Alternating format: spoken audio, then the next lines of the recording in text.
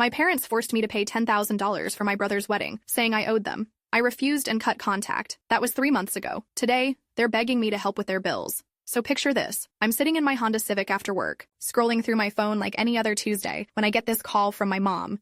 Nothing unusual there, right? We chat maybe once a week, usually about random stuff like her garden or whatever drama's happening in the neighborhood, but this time her voice had that tone. You know the one. All sweet and manipulative, like when she used to ask me to clean my room as a kid, but made it sound like I'd be doing her this massive favor. Honey, she starts, and I'm already getting that sinking feeling in my stomach. Your brother's wedding is coming up, and we need to talk about finances. Now let me paint you a picture of my family real quick. My parents aren't broke by any means. Dad works at the Ford plant, been there for like 20 years, and mom's got her part-time gig at Target. They own their house, drive decent cars, take their little weekend trips to Branson. Meanwhile, I'm over here working my tail off at an accounting firm, living in a studio apartment, driving a car that's older than some of my coworkers. My brother Jake? Dude's been the golden child since day one. Star quarterback in high school. Got a business degree, works in sales for some tech company. Makes decent money, but apparently not decent enough to pay for his own wedding to his fiancée Sarah, who comes from money, but whose parents are apparently teaching them responsibility by not funding their big day. What kind of finances? I ask, even though I'm pretty sure I know where this is heading. Well, we've been thinking, and you know how much your father and I have spent on you over the years. College, your car when you were 18, all those times we helped you out when you were getting started. Here we go. The Guilt Trip Express making all stops to Manipulation Station. We figure you owe us about $10,000, and with Jake's wedding coming up, it would be perfect timing for you to pay us back. We could put it right toward the wedding expenses. I literally sat there in my car with my mouth hanging open, like I was catching flies. 10 grand? For what exactly? The college they're talking about? I worked 3 jobs and took out student loans that I'm still paying off. The car?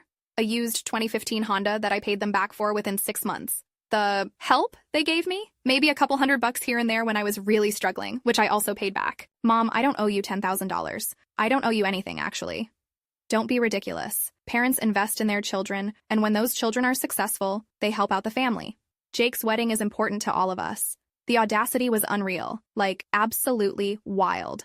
I'm sitting there doing the math in my head. 10 grand is basically my entire emergency fund that I've been building for 3 years. That's my security blanket, my peace of mind, my if everything goes wrong money. I'm not paying for Jake's wedding, I said, trying to keep my voice steady. If he wants a big wedding, he and Sarah can figure it out themselves. That's when Mom's sweet voice disappeared completely. After everything we've done for you, we sacrificed so much to raise you kids, and this is how you repay us? Your brother would do it for you in a heartbeat. Would he, though? Because last I checked, Jake borrowed $2 grand from me last year for some investment opportunity that never materialized, and I haven't seen a penny of it back. The conversation went downhill fast from there. Mom started crying, Dad got on the phone and started yelling about respect and family obligations. They threw every guilt trip in the book at me, how disappointed they were, how selfish I was being, how I was ruining Jake's special day. I hung up and sat in that parking lot for probably 30 minutes, just trying to process what had happened. Was I being unreasonable? Should I just suck it up and pay the money to keep the peace? Update. Hey everyone, thanks for all the support so far. Reading your comments is really helping me see that I'm not crazy for feeling blindsided by this. Some of you asked about Jake's reaction to all this. Well, that's where things get even more messed up. Should I tell you what my dear brother said when I confronted him about this whole scheme? The next day, I decided to call Jake directly. Maybe he didn't know what our parents were pulling, right? Maybe this was all Mom and Dad's idea and he'd be just as shocked as I was. Wrong. So incredibly wrong. Oh, that, he said when I brought it up, like we were talking about the weather. Yeah, Mom mentioned they were going to ask you to chip in. It makes sense, you know. You don't have a family to support or anything, and Sarah and I have been saving for a house. I swear I felt something break inside my chest when he said that, like physically felt it. Here's my brother, making probably twice what I make, talking about me like I'm some charity case with money just sitting around because I don't have kids. Jake, they're not asking me to chip in. They're demanding $10,000 and claiming I owe it to them. Well, don't you kind of? I mean, they did pay for a lot of stuff when we were kids. I tried explaining the same thing I'd told our parents, that I'd paid for my own college, paid them back for everything, worked my butt off to be independent. But Jake just kept talking about family loyalty and how disappointed he was in my attitude. The kicker? He casually mentioned that Sarah's parents had already said no to funding the wedding because they wanted the couple to start their marriage with financial responsibility. Yet somehow, it was my responsibility to make their dream wedding happen. That weekend, I got a group text from several family members, aunts, uncles, cousins, all telling me how hurt my parents were and how I should reconsider. Apparently, Mom and Dad had been calling everyone, painting me as this selfish daughter who was refusing to help her struggling family. Struggling? Dad just bought a new fishing boat 2 months ago. Mom's been posting pictures on Facebook of their weekend trips to Kansas City. Jake drives a brand new Silverado, and Sarah carries a Louis Vuitton purse. But somehow I'm the villain for not wanting to drain my savings account for their party. The worst part was my cousin Emma's message. We'd always been close, and she said she understood why I was hesitant, but maybe I could just do it this once to keep the peace. It's just money, she said. Family is forever. Just money. Like it wasn't money I'd saved by eating ramen noodles for months, by skipping nights out with friends, by buying my clothes at thrift stores and clipping coupons like my life depended on it. I made my decision that Sunday night while I was meal prepping for the week ahead. Chicken and rice again, because that's what fits in my budget. I was not going to pay for Jake's wedding, not one penny. I called my parents and told them my final answer was no. The conversation lasted about 2 minutes before Dad told me I was no longer welcome at family gatherings until I came to my senses and did right by this family. So I didn't go to Jake's wedding. I spent that Saturday hiking at the state park, enjoying the peace and quiet, trying not to think about what I was missing. Part of me was sad. Despite everything, these were still the people who raised me, who taught me to ride a bike and helped with homework. But a bigger part of me felt free for the first time in months. The wedding pictures looked beautiful on Facebook. Fancy venue, gorgeous flowers, open bar, the whole 9 yards. Someone had clearly ponied up the money, and I had a feeling it wasn't the happy couple. Update. Okay, this is where things get really interesting. 3 months of blessed silence from my family, and then yesterday happened. I'm not even sure how to process this, but let me tell you what went down. Are you ready for the level of audacity we're dealing with here? 3 months went by without a word from any of them. No calls, no texts, no Facebook comments on my posts. It was honestly kind of nice, not gonna lie. I got promoted at work, started dating this great guy I met at a coffee shop, and began actually enjoying my weekends instead of dreading family drama. Then yesterday, my phone rang.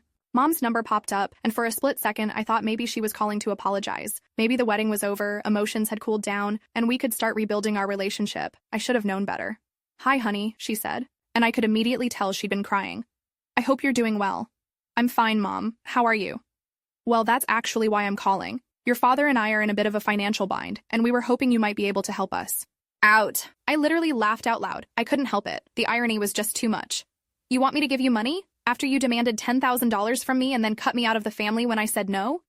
"That's different," she said quickly. "This is an emergency. We might lose the house." Now, that got my attention. Lose the house? The house they'd owned for 15 years, that was almost paid off the last time we talked about it. Turns out Mom and Dad had taken out a second mortgage to pay for Jake's wedding, $25,000 for a wedding. And now Dad had gotten his hours cut at the plant and they were struggling to make the payments. "We thought you might understand now," Mom continued. "Family helps family in times of need." The hypocrisy was breathtaking. When they needed money for Jake's party, I was obligated to provide it because of some made-up debt. But when they actually put themselves in financial danger for that same party, suddenly I should help out of the goodness of my heart. "Where's Jake in all this?" I asked. "Since it was his wedding that created this mess? Jake and Sarah just bought their house. They can't help right now." Of course they couldn't. They'd managed to buy a house right after their expensive wedding, probably using the money they saved by letting my parents go into debt for their special day. What about all those family members who thought I should pay up? Uncle Rick, Aunt Linda, all those cousins who had opinions about my selfishness? Silence. "They've got their own expenses," Mom finally said. I stayed on the phone for probably 20 more minutes, listening to her alternately cry and guilt trip me. She told me how disappointed Dad was, how they'd sacrificed everything for their kids, how they never thought their own daughter would abandon them in their time of need. But here's the thing. I wasn't feeling guilty anymore. 3 months of peace had given me clarity. This wasn't about family loyalty or love. This was about control and manipulation, and it had been going on my whole life. I'd just been too close to see it clearly. Every time I'd achieved something, good grades, scholarships, my first job, my promotion, there had always been some way they'd made it about what I owed them. Every time Jake had messed up, dropping out of college the first time, the failed business ventures, the money he'd borrowed and never paid back, it had been explained away as bad luck or learning experiences. I was the responsible one, so I was expected to be responsible for everyone else too. "I'm not giving you money," I told her. "You made your choice when you took out that mortgage. You chose Jake's wedding over your financial security, and you chose to cut me out when I wouldn't. Enable that decision." "But we're family," she whispered.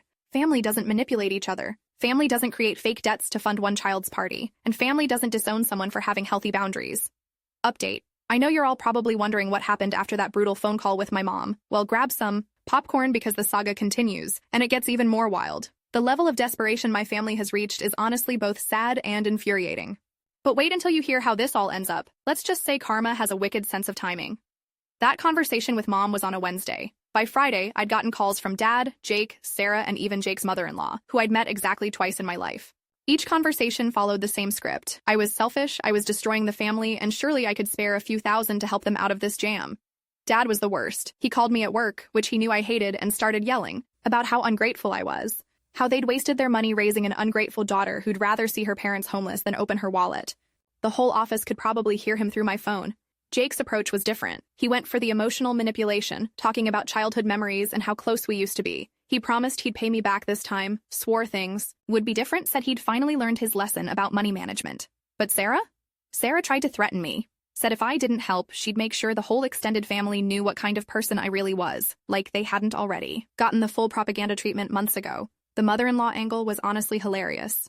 This woman I barely knew called to lecture me about family values and Christian charity. I found out later that Sarah's parents had also refused to help with the mortgage situation, which explained why they were reaching so far down the family tree for support.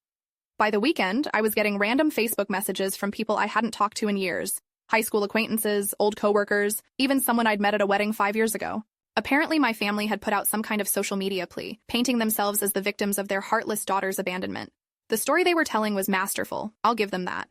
Poor parents who sacrificed everything for their children, now facing homelessness because their successful daughter refused to help in their time of need. They conveniently left out the part about the second mortgage, the wedding demands, or the 3 months of no contact. But here's where things get interesting. My cousin Emma, the one who'd originally told me to just pay up to keep the peace, called me Sunday night. She'd been doing some digging after seeing the Facebook posts, and she'd found out some things that made her uncomfortable. Turns out, Mom and Dad hadn't just taken out a second mortgage. They'd also cashed out Dad's 401k early, taken a loan against his pension, and maxed out 3 credit cards. The total debt for Jake's wedding wasn't $25,000, it was closer to $50,000. Emma had also talked to Jake's neighbors, who mentioned the new boat in his driveway. Not a used fishing boat like Dad's, but a brand new wakeboard boat with all the bells and whistles. Jake had apparently been bragging about his wedding gift from the family. The pieces started falling into place. My parents hadn't just gone into debt for the wedding, they'd gone into massive debt to give Jake and Sarah a lavish celebration and expensive gifts, probably hoping to impress Sarah's wealthy family. And now they expected me to bail them out of the consequences of their choices. Emma apologized for pressuring me before. She said she'd been getting the same guilt trips as everyone else, but seeing the full picture made her realize how manipulative the whole situation was. That's when I made a decision that surprised even me. I wasn't going to hide anymore or let them control the narrative. I wrote my own Facebook post. Nothing mean or vindictive, just the facts. How my parents had demanded I pay for my brother's wedding by claiming I owed them money I'd never borrowed. How they'd cut contact when I refused. How they were now asking for help with debts they'd taken on for that same wedding, while my brother enjoyed his new house and boat. I ended it by saying I loved my family, but wouldn't enable financial irresponsibility or emotional manipulation. That I hoped they'd find a way to work through their situation, but it wouldn't be at my expense. The response was immediate and overwhelming. Family members I hadn't heard from in years came out of the woodwork to share their own stories about my parents' manipulative behavior. Apparently, this wasn't the first time they'd pulled stunts like this, just the first time someone had said no and stuck to it. My aunt shared how my parents had borrowed money for Jake's first car and never paid it back. A cousin talked about how they'd guilted her into paying for their vacation a few years ago by claiming it was for their anniversary, but then posting pictures of Jake and Sarah on the trip too. Even some family friends chimed in with stories about loans that became gifts and favors that were never returned. It was like I'd opened floodgates that had been building pressure for years. But the best part? 3 days later, I got a call from my dad's brother, Uncle Mike, who lived 2 states away and rarely got involved in family drama. "I saw your post," he said. "And I think you should know. Your parents called me last week asking for money. They're calling everyone trying to get enough to make their mortgage payment." Uncle Mike had said no too, and so had most of the people they'd contacted. Turns out, asking everyone you know for money while simultaneously trashing your daughter on social media isn't a great fundraising strategy. "There's something else," Uncle Mike continued. "I called Jake yesterday to get his side of the story. Kid actually laughed when I asked if he was going to help them out. Said it wasn't his problem that they made bad financial decisions. Jake had thrown our parents under the bus the moment their poor planning affected him. The golden child, the one they'd sacrificed everything for, couldn't be bothered to help them out of the mess created by his wedding. And me? I'm doing great. My promotion came with a nice raise, my relationship is getting serious, and I'm finally building the life I want without constant family drama.